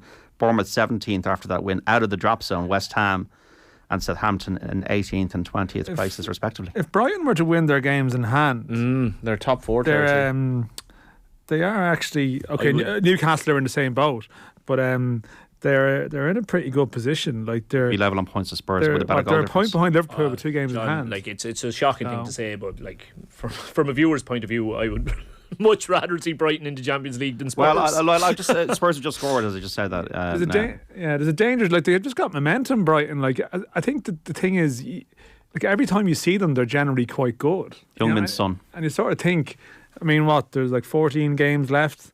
Okay, maybe their squad isn't the deepest in parts. I mean, even the fact that it's brilliant for Ireland, but like that, an 18-year-old striker has gone in and become their number one. Like they're clearly, you got to think one or two injuries could pose them some difficulties, but the potential of Obafemi up front with Ferguson against France and like going pretty gung-ho in a game like that. What do you think, Shane? I mean, it's very exciting to think about it. I think if Ireland lost playing really good football against France, the crowd would nearly give them a bit of a pass and say, God, you've gone for it here. But Obafemi and Ferguson, who obviously haven't played together, I'm just thinking, God, that would be interesting. Because Obafemi, he's not a one-trick pony and he's very, very quick. What do you do with your midfield? Is that the natural partnership? Exactly. What would happen behind midfield? What would happen? And how are they out of possession as well? So that's I don't know what he's going to go. I'd be surprised if that was the partnership. In modern international football, it's so hard to be able to accommodate two out and out front men for a start. That's unless you play Obafemi off either side, possibly. But I think you're more likely to play Ogbene off one of the sides. I would have thought with his defensive skill set. Yeah. 53106 lads, who'll be in goal versus France, Kelleher or Bazunu, says Mick in Cork. It'll be Bazunu, obviously. Bazunu, yeah. 100%. Yeah, Kelleher's not in the Liverpool squad today, but it's just an injury, I think. Watch the highlights, as was mentioned, match of the day, Southampton last week. Bazunu, struggling a bit at the moment. Oh my God, he was all over the shop at times with ball in possession, and he was very, very lucky because Southampton won the game, but he got a clean sheet. Gave the ball straight to you. I was just like, I hadn't seen him play in a while. I was like, God, he looked like a fella that was a short of confidence. Obviously, the Kelleher thing is interesting in that he's finally making the move, and what level he'll go to, what level is he at, I don't know, but it'll be interesting. Would Spurs go for him, John? Have to go for somebody, that's for sure. Yeah, how good is Kelleher? He's a Premier League standard goalkeeper, definitely. Kelleher. It's. I mean, I don't know where he'll go. I would have thought Leicester last summer would have been one that would have Leicester worked. Now. Yeah, like, and you have to see who goes up, like who goes down. Sorry. But I think, and it's not confirmed Kelleher's moving, but it's obviously, that's the strong speculation, and his words before the start of the season suggested. I mean, here's the thing, like Bazunu's obviously is in the firing line and is facing question marks, but we've never seen Caoimhín Kelleher play 5-10 games consistently. In a struggling team as well. He's played 4 league games, I think, in his life. League games, or some very small number like that. So it will be Bazunu. Like the squad's named on Thursday. I don't think the goalkeeper debate is as big a debate as it has been previously because first team football, because Kelleher hasn't been playing. Not a lot of positions where you're sort of half wondering now. Certainly I am anyway, who will play, and I'd say if we picked 3 teams here, we'd all pick different teams. I don't know, Shane. Plenty of options, all right, James. Mikey Johnston, does he get a look in, this new lad? He'll be in the squad, I think. I think they've gone pursued the clearance for a reason. And Stephen Kenny spoke about him the week before last and feels that, and I don't know if Shane's seen much of him when he was playing regularly at Celtic, but Kenny's view, he's always been looking for wingers since he's become the manager. He's like, if you think about even the grandparent rule previously, like he brought in CJ Hamilton, now he was nearly gone just as quickly, but he's always wanted that type of player. He spoke admiringly about, like, we asked him about League of Ireland players last year, and he mentioned Farrugia because he likes he's always feels that you need that type of dribbler. He was actually disappointed with Aaron Connolly. One of his comments about Aaron Connolly's regression or struggles was that he'd maybe lost some of his ability to dribble, and that's something he feels like he lacks players who can do that, dribble and go past people. If you look at Mikey Johnston's show reel, on his best days, like, he is a good dribbler. He can take players on, and Kenny clearly feels there's room for someone like that in the squad. So I think he will be in the squad, JD. I mean, they play Latvia. He's got the eligibility now. They play Latvia on the Wednesday before playing France the following Monday. I'd imagine he would be involved in that game. I would also imagine it would be a bit of a leap to imagine he'd have any role against France. As we watch Evan Ferguson be substituted here, and like the benefits of that Latvia game now, like, I think a couple of months back there would have been a suggestion of, well, it's just going to be pure second string, but you actually think now, do you want to get Matt Doherty on the pitch? Is there some people who haven't been playing football at all that you need to give them 90 minutes against Latvia or 60 minutes against Latvia just to get their eye back in? But I do think, Mikey Johnston, I don't know, Shane, have you seen much of him at all when he was playing for Celtic? I saw it, but that would have been the last time, I have to be honest. I wouldn't have seen him since then. And when he first appeared, he looked so good. I mean, there was all, I suppose, very much McGeady kind of talk and McGeady comparisons, JD really around him, and it just seems to have dissipated a little bit or gone askew. Like, I don't think, again, I'll plead the fifth there. I don't know, is he? I don't think he's starting even that regularly at club level at the moment, is he? He started over in Victoria. He was brilliant before Christmas and was playing every week, and just the reports were very positive. It's since Christmas that he's been in and out with the side. Okay. Now, Kenny's point, I mean, they are fifth in the Portuguese league, and Kenny's argument is that's a very high standard of football. It's a very tactical league, but it's certainly it's a little note of deflation that he hasn't been involved in recent weeks for whatever reason. And I don't know, is it because they know, it seems to be, they know that he's not going to be there beyond the summer, and clearly it seems like he's going to face some kind of decision on his future. I would assume he is a cert for the squad based on the fact that surely a player only jumps through these hoops to push it that far. If they've been given kind of clarification in the background that you're going to be involved. I'd be shocked if he wasn't. If he's not in the squad, there's been a very unusual late twist. It's whether he's in the team is really the question. I think he'll probably get a cap against Latvia, I would think. A couple of big messages coming in. Micheál Murphy, father of Nathan, of course. Tell Shane to book the barber for next Saturday. And Declan McCormack, Cork City fan. Surely the beard gets cut Friday night. So I'm not underestimating this as a Johnny. He scored 9 goals against us. I'll be disappointed if you don't beat us by 5. We had none of our strikers had scored up until last night. 3 of them scored last night. So the truth is in between. Cobh Ramblers absolutely the left field kind of candidates this season. And I actually didn't mean to say this to you. Being back in management, and you know you were a good while out from League of Ireland management. What's it like? Still the buzz as much as ever? Yeah. Look, we've spoken about before. There's no doubt it's an addiction. Is there a WhatsApp group for the team, the squad? There's a WhatsApp group for the squad. Yeah. Are you in that?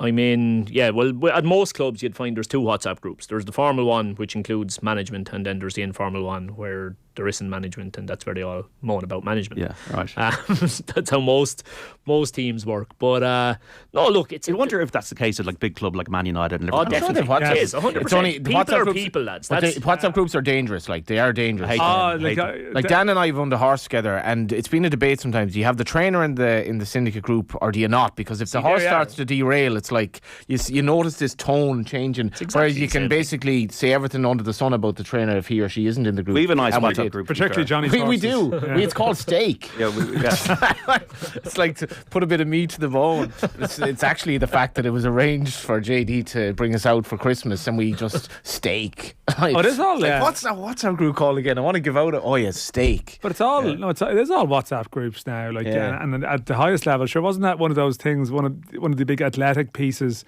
The Athletic, I mean, they do have a style where a new manager goes to a club, and then like a month or so later, it's one of these issues with like reporters maybe been very much embedded with a club. You'll get this glowing piece about all the amazing things they're doing behind the scenes. Take you 3 weeks to read. Frank Lampard introduced the WhatsApp group. I was like, well, this guy's an absolute genius. Like, I mean, as I said, you can arrange it for a stag for a weekend. I think like one for a team who work together. But like, you were chatting to people at the World Cup, and I think like FIFA did a lot of their sort of internal business over WhatsApp groups. You'd have sort of some of the top dogs. What, like about the bisht? Yeah. Well, Dan was at a stag last weekend, and I was taken out of the stag WhatsApp group on the Saturday. Because you didn't go to it. Because I didn't go to the stag. But then on the Sunday, I was whisked straight back into a WhatsApp group of pints back in Dublin on the Sunday night, right?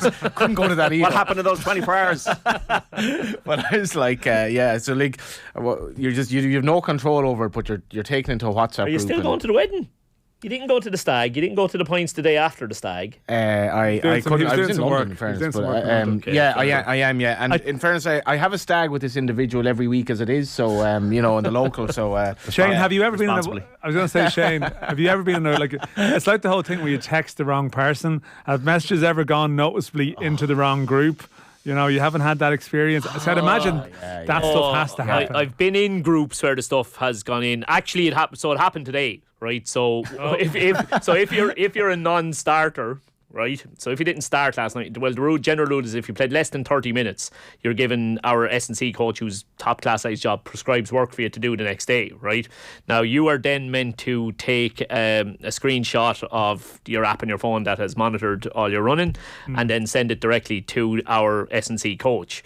But particular player today sent the screenshot into the overall team group rather than directly to the S&C coach, which then leads to the player pylon of, oh, aren't you great fella? Oh, look at him showing off what he's done. And yeah, that's fairly benign. Once it wasn't now. a picture of a GPS strapped to a dog, and it's just sent to the player group going, I've got these, I've got them again. This keeps working. WhatsApp is so dangerous though, because like it's obviously very addictive, and if your brain's a bit frazzled, which mine often is, and you're talking about somebody but you want to put that into a group or text it to somebody else, but you text obviously that person instead, and your heart starts to like, oh my God, what have I done here?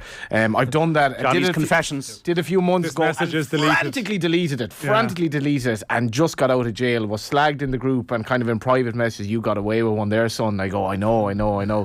Thank God he or she will remain nameless, isn't on WhatsApp all the time, unlike me. Johnny to reflect on Goal confession. The Women's National League, Shelburne 2-0 up on Bohemians, 73 minutes on the watch. Jessie Stapleton and Megan Smith-Lynch with the goals. In the Six Nations, Wales have won 29-17 away to Italy. England-France kicks off in 15 minutes. In the Hurling League Division 2A, Offaly 119, Carlow 112, a result from Tullamore. Kildare 220, Kerry 21 points in Newbridge. In the Very Ireland Camogie League Division 1B, Wexford 415, Offaly 27, a result, and also full-time Antrim 1-7, Waterford 14 points. In the Premier League, Spurs suffers ratingly leading Nottingham Forest by 3-0. Harry Kane with 2, Son with the other. Chelsea 2-1 up away to Leicester, Chilwell and Havertz. Leeds 1, Brighton 2. Brighton just taking the lead there. And Everton 1, Brentford 0. Dwight McNeil, they're still in front at Goodison. Bournemouth 1, Liverpool 0, a result from earlier. Crystal Palace and Manchester City will bring you the teams after the break, 5:30 start. In the Championship, Birmingham 2, Rotherham 0. Burnley 2, Wigan 0. Coventry 0, Hull 1. Preston 0, Cardiff 0. QPR 1, Watford 0. Reading 0, Millwall 1. Sheffield United 0, Luton 1. Swansea 1, Middlesbrough 2. And West Brom 1, Huddersfield 0. If you want to text us, you can, 53106. This is Off the Ball. Football Saturday until 5 with Dan McDonnell of the Irish Independent, the Cobh Ramblers boss Shane Keegan, and Johnny Ward. Don't go away. This is Off the Ball Saturday until 5. Now, folks, we've got a brand new series starting this week in partnership with Guinness. Over the next few months, in conversation with Brian O'Driscoll, we'll celebrate and share stories from Ireland's leading female athletes and sporting personalities. You can tune in across our digital and social channels for more, all with thanks to Guinness. Always drink responsibly, get the facts, be drink aware. Visit drinkaware.ie. This is Football Saturday until 5. Shane Keegan, the Cobh Ramblers Boston studio, with the broadcaster and journalist Johnny Ward and the Irish Independent football correspondent Dan McDonnell. Leeds have equalised 2-2 against Brighton. Jack Harrison with a beautiful curling goal. Yeah, there was a lot going on here because Danny Welbeck at 2-1. He sort of bundled his way quite innovative bundling into the box, and he had a great chance, like really just should put it away, totally mishits his shot. De Zerbi kind of tries to cover his eyes with his snood. And then Leeds go down the pitch, and the goal, who was it at the corner flag? Nanto get a corner, and I'm not even sure if I'm pronouncing Nanto's name properly, but anyway, he gets a corner, and as he's taking the corner, JD, a second ball bobbles onto the pitch. I don't know whether it's a ball boy or someone from the crowd, and he's cute enough to immediately swipe the ball away. And he passes the ball to the proper ball to Harrison, who belts it in. But Brighton players obviously are all appealing that there was a second ball on the pitch. Now, there was a second ball on the pitch for a millisecond. Yeah, is there, like, I do remember when we the coach in DCU, and he was like always 2-on-2 with a corner. Is that not, like, should you allow? Well, that is the second time now, because they'd done it earlier, and I thought it was a little bit risky that they were only sending one out. Leeds are sending 2 out over all corners, and Brighton were only sending 1 out. So they're basically giving up the fact that they're going to allow you to create a 2v1. So it really came back to bite them there. So it did, yeah. Shane Lowry did make the cut at the Players' Championship just about, but he's 2 over par ahead of the third round. Now, the second round has been completed. Adam Svensson of Canada leads on 9 under par. The Masters champion, Scotty Scheffler, is in second, 2 shots back and 7 under. Ben Griffin, Minwoo Lee, Christian Bezuidenhout and Colin Morikawa all on 6 under par at Sawgrass. Rory McIlroy missed the cut, as did Seamus Power. So maybe they'll go up to Augusta to play a few rounds of golf. 53106. Question for Dan from Brian on YouTube. Do you think there could be a bigger squad at the friendly being against Latvia? And would Hodge be a possibility? He could drop back down to the 21s then for the friendly. Yeah, Kenny was probably quite negative about Hodge being called up when we spoke a couple of months ago. He actually wasn't mentioned last week. I still think it's less likely than that he will be in the final squad, but I'm not sure. In terms of the bigger squad, you might see a slightly bigger squad, all right, but I'm not sure how much bigger. I know Kenny is not a big fan of having like a 28, 29 man squad there. He likes to do the 11v11 stuff.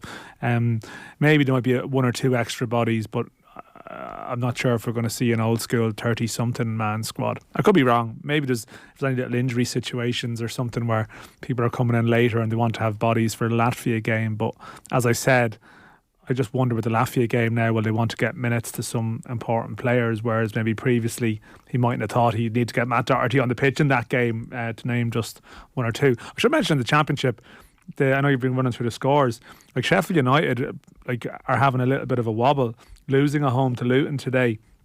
And these little things matter for, I think, a player's form sometimes coming international breaks. Like John Egan's a huge player for Ireland, having a great season generally, but obviously his future is around getting back to the Premier League. Yeah. And Sheffield United were looking very good, and they're having a little bit of a stressful afternoon at the moment, and you'd like to see some of these lads come in great in great heart and great form. So no disrespect to Luton fans out there, they're having a great season. They're actually fourth at the moment, but the promotion race in the Championship is getting it's definitely hotting up with that result, or that score, as it stands at the moment. One man who'll be definitely in the Premier League next season is Josh Cullen. He's flying every single week for Burnley and they're running away with it. Yeah, I mean, what a player. 3-0, yeah. Shane loves him.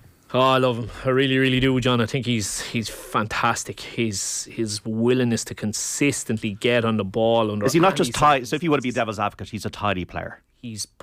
A tidy player can be the absolute heartbeat. First player on the team sheet really for Kenny. What? I don't remember Roy Keane opening teams up with expansive passing or spraying the ball around. He was. He was a deceptively good passer. Roy Keane, though. He was. Is it the most underrated thing in the game? Josh Cullen's a super passer of a ball. He's a super passer of a ball. And he's always available for the ball, and that always in the right area. You stick Josh Cullen's name into a search on any day that they're playing, and you will see tons and tons and tons of supporters saying best player again the field today, best player again the field today. What do you think it says that he needed to leave the English system to get back up the English system? Do you know, it's an interesting route. Maybe it would have happened for him anyway because of his ability, but it seemed to me like he would have been perceived as he was an academy player at West Ham and gone down. But then he goes to Anderlecht. And then he was never the biggest as well. Yeah. That would have counted against him in the lower divisions, without a doubt it would. Certainly. No, look, I think that route is there. I mean, you mentioned Hodge. I think he was another one who I was thinking, he could do it getting away and getting out onto the continent maybe for a bit, because he struck me as another kind of fella who was nearly more continental in style of play than your typical British kind of, or Irish or British player. But no, look, I think he is the first name on the team sheet, Jeddy, definitely. I think he's a fantastic player, and I'm really, really looking forward to seeing how he gets on starting week in, week out in the Premier Division next year. Should mention Preston as well. Tom Cannon has scored for Preston in the Championship this afternoon. Greg Cunningham assist. Not the jockey. No, not Edwardstone's jockey next week. No, speaking of racing, the segue there that I used, the Imperial Cup at Sandown today, won by, was it Isio 5-1? Paul Nicholson, Harry Cobden, and at Goran Park, because Navan was called off. Couple of winners for Rachel Blackmore and Henry de Bromhead, interesting, ahead of the festival at Cheltenham on Tuesday. Ain't That a Shame in the beginner's chase, and Lantry Lady in the mare's maiden hurdle. So Henry de Bromhead getting a couple of winners just a few days out from Cheltenham. Yeah, very best of luck to Henry next week. Whether I back anybody's horse or not, it'll be a big week for him. Definitely hoping that somebody's smiling down on him. And the honeysuckle story is mad because I don't like the mare's hurdle, but the Tuesday, the racing, I know Dan loves Cheltenham as well, and that Tuesday, I mean, it's just good to be alive, JD, to see the Supreme into the Arc, the Roar, the champion hurdle. I mean, possibly the best horse we've seen, and then the honeysuckle story. So many great narratives, and I hope Henry de Bromhead has a great week. Yeah, absolutely. You were chatting about Brighton's strength in depth, Dan. There's Webster gone off with a hamstring pull. That could be an issue for Brighton over the next couple of weeks. No, I think with the top four, Buzz has dampened somewhat even in the space of 10-15 minutes. Yeah. You're like me now. You're overreacting to goals here and there. It's been a great game, this. I honestly can't take my eyes off it. Such a good game of football. Andy Williams. Tottenham Hotspur 3, Nottingham Forest 1. So Jar Warrell has scored for Forest at the new White Hart Lane. Just can't. If you're a Spurs fan, you must just absolutely hate this. You must hate this today. Leicester 1, Chelsea 3. Mateo Kovacic has been given a kind of vote of confidence by Graham Potter. He's got the third goal. Leeds 2, Brighton 2. We're watching that at the moment. Everton 1, Brentford 0. Sean Dyche, you got to hand it to him if he can keep them up. And Seamus Coleman, obviously a big part of that.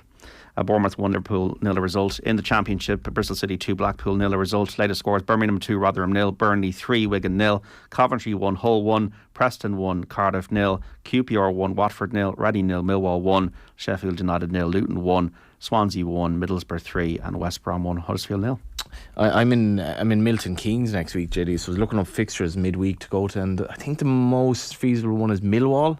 Millwall are playing Swansea. No one likes us. We don't care. It'd be interesting to go to. I've been to Millwall. Yeah. In 2004 for an FA Cup quarter final against Tranmere, and Robbie Ryan played. Yeah. They have changed ground, haven't they? So but that's a long time ago. That was the old. They'd I've moved been there as well, yeah. They were the way I described it, they were more police than people. Right. So when did they move then? I saw Millwall play a pre-season friendly against Kilkenny City in Buckley Park. Empha. There we are now. Buckley Park, another long loss. They moved in the 90s, I think, John. Did they? Okay. Yeah, I think so. They'd well moved before. But the new den is like one of those things. It's like, it's not really that new at all. Right. Like it was it's new. not the old Obviously, everything is new and it's New built. labour. Do you know what I mean? Like anyone text in and say like, should I do this? Should I not? I think it sounds like an No, interesting. you should. You just Not want Swansea have particularly an interesting dilemma you're facing, John. You like, make sure you know. wear Burberry though, yeah. Yeah. Danny McNamara left back. Swansea have obviously Ryan Manning and. We got this weird thing that every single club in London plays London Calling by the Clash Right. before the game. I think Tottenham are probably the only one that doesn't. Right. McNamara's a right back, to be clear. A right back, sorry. Ryan Manning is at Swansea, but Idemo Mako as well is at Millwall. Though I see he made an appearance, but he's not even on the bench today, so he's not really. Just looking at the City lineup, obviously City are playing a 5:30 here as well. JD, just having a quick look here. Did they get that up an hour and 15 minutes early, Shane? Did they? I hope the players know. I see. Kyle Walker has been left out after his week's antics. We won't go into that. Let's not go into that. But Kevin De Bruyne is also only a sub again. Yeah, he's been kind of in and out of the team a bit. They're back. Like again, Pep always fascinates me because he just does such Did he mad play stuff. Bernardo Silva today then? He has.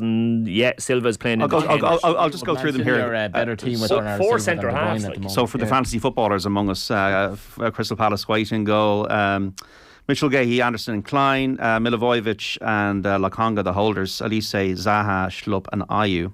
And then for City, Ederson in goal, we have Stones is back. Stones and Diaz in the middle, Kanji and Ake, Gundogan, Rodri, Bernardo Silva, Grealish, Foden and Haaland. I would say Stones is possibly on the right there. I would say it could be a Kanji and Diaz in the middle, and Stones right and Aki left. But essentially, that's mad because really what you've got there is four centre backs. Yeah, like, it's that's what you do when you get Joe Cancelo out of the club, isn't it? So De Bruyne on the bench. Calvin Phillips hasn't really sparkled at all for City. He's on the bench with Julian Alvarez, Riyad Mahrez, Rico Lewis. Just going through the names here. This is the reason why I think they'll be contending for all the big honours. The Leipzig game is next week, right? Yeah. So maybe he's saving De Bruyne. The bits I've seen of City, Bernardo Silva is playing better than De Bruyne now, definitely 100%. Bernardo Silva's been excellent. He was brilliant when he came on against Newcastle, scored straight away, brilliant in the first leg against Leipzig. And De Bruyne has been, I don't know, he's just been pretty peripheral in games for all the only player who gets the ball to Haaland though. Yeah. You're talking about strength and depth there, and obviously City do have massive strength and depth. But I know we touched on them a small bit earlier. Chelsea, right? I was looking at the Chelsea injury list today. Raheem Sterling, Thiago Silva, Mason Mount, Edward Mendy, N'Golo Kante, Reece James, Broja, Azpilicueta, Aubameyang. Yeah. Mother of God. That's amazing. Yeah. So Ryan Markey in touch. Can you say to Shane, looking forward to the game? Paddy's Day, really enjoy watching Cobh this season. So a nice message on our YouTube channel. Yeah, it's there's real potential for that to be a really big crowd down there. I'm just devastated to hear that Johnny thinks he's not going to make it himself. No, I could have made it if it were the late kickoff originally, because I can fly out of London fairly early Friday. I can't remember the last time I saw Galway United playing Cobh, but it's such a lovely ground, JD. It's real old school kind of. Cobh itself is quite a beautiful town in terms of the sea and all that, but Cobh is it has a unique feel to the place. It is very different, isn't it? Yeah. You get a lot of Cork City fans going there because it's so close to City, so they just go to see and then you have the obviously, is the bar still there? Yeah, Yeah, it was yeah, there yeah, years the ago. bars. It's where the Titanic left from, isn't it? Yeah, That's right. Queenstown back in the day, but yeah, Shane is king of Cobh at the moment. Anyway, I mean, it's King of Queenstown. Yeah, king of Queenstown. Yeah. Queenstown. Hopefully Galway's trip there goes better. No, Maybe not. look, they moved the kick-off time and everything, JD. There's a parade on first and then our game, and then there's a fireworks display that evening, so it could be a great day down there, particularly A lot of fireworks analogies particularly on if the we can pitch create as well. our own fireworks. Exactly, yeah. You stole it on me. You gonna what's your opposition analysis telling you about Galway Opposition United? analysis is he scored 9 bloody goals last night. How the hell do I analyse that, Johnny? He should be beating us out of sight next Friday. Could be like Man United, Listen, Liverpool last this week. game Manager playing talk. stuff here, yeah. Yeah. By the way, England 0, France 5 in the rugby in the Six Nations. Thomas Ramos with the try for the French at Twickenham. That started about 5 minutes ago. So keep you up to date on the bulletins across the evening, across the Bauer Media Group of stations. We are coming to the end of the show, JD, but for Bohemians to be You've 3.5 minutes. Bohemians to be 8 points clear of Shamrock Rovers after 5 games, and if Pats had beaten Bows last night, Did you see the Dublin bus thing, by the way? That was brilliant. Yeah, the little Dublin bus. That's the little things that get people talking. Yeah. This was important. I mean, yeah. Let's not talk about Rovers having not won a game all year. But The Dublin bus, the little Dublin bus miniature car that brings out the ball. I think they were going to do it for the women's game today. Now they're losing, unfortunately. For them.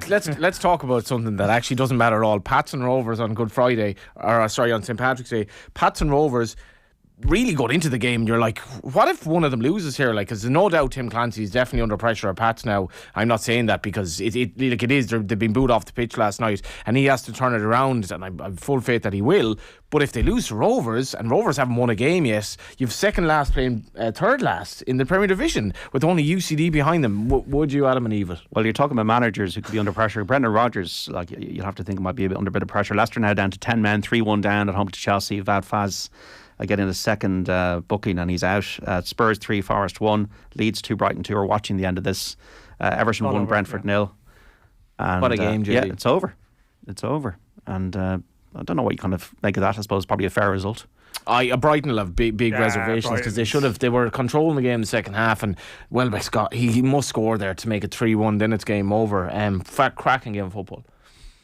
So last, like you were at, was it Shelburne? Shamrock Rovers, yeah. I mean, it was Bit of the a Shells tennis are they've scored 2 goals and they've conceded 3 goals in 5 games. So it's the worst attacking record, second best defensive record, and they made themselves difficult to beat. And Shamrock Rovers weren't able to beat them. I think it was a fair enough result, really. Like Shamrock Rovers had more of the ball, but didn't sort of bang the door down like they sometimes do. So I wouldn't be getting too worried for Shamrock Rovers, but it's a little. I mean, the one thing I'd say about Rovers, their early season fixture list, they haven't been playing like necessarily. Yeah, they've been top playing 3 of the teams. bottom half teams, really. They've actually got a tough run of games coming up. But Pats, I think they're away in Dundalk after the international break, and then I think they've Bows. So like it's not a million that they're 7 or 8 games in. The game waiting wasn't for a great last win. night, Judy, but there's the amount of people there you'd recognise. It's become the League of Ireland. I didn't even put in my report that it was sold out. It actually didn't come into my head. The try was converted, and now France have added another score. Well, so it's 7-0 to France at the moment. So a little bit of a confusion. Actually, 10-0. 10-0. France have now extended their lead against England at Twickenham. So the best of luck, Shane. Thanks for coming in. Cheers, JD. Enjoyed it. Get the suit and the WhatsApp group sorted. Get that beard sorted. Johnny and Dan, thank you so much. Hopefully not, No Johnny. worries. For Football Saturday today. Don't forget, folks, to tune in tomorrow from 1 to 7 on Football Saturday. Segueing into Off the Ball Sunday. So Off the Ball back tomorrow. Joe Malloy in the chair from 1 to 7 here on News Talk. We're showcasing 2 live and exclusive commentary games in the Premier League. Stephen Doyle and Brian Kerr providing the call at Manchester United's game against Southampton from Old Trafford.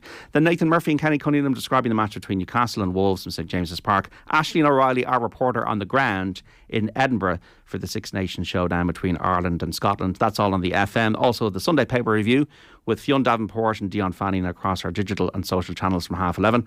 Be sure to join us tomorrow then for some great commentary, updates and conversation. If you missed any of OTB Football Saturday with Shane Keegan, Dan McDonnell and Johnny Ward, or the Saturday panel, marking your card for Cheltenham with Robbie Power, Paul Nolan and Andy McNamara, you can find the podcasts on the OTB Sports app, or be sure to listen back wherever you get your pods. Thanks for listening to us today across the country here on your radio and News Talk. Just before I go, one word, Dan, not for Cheltenham.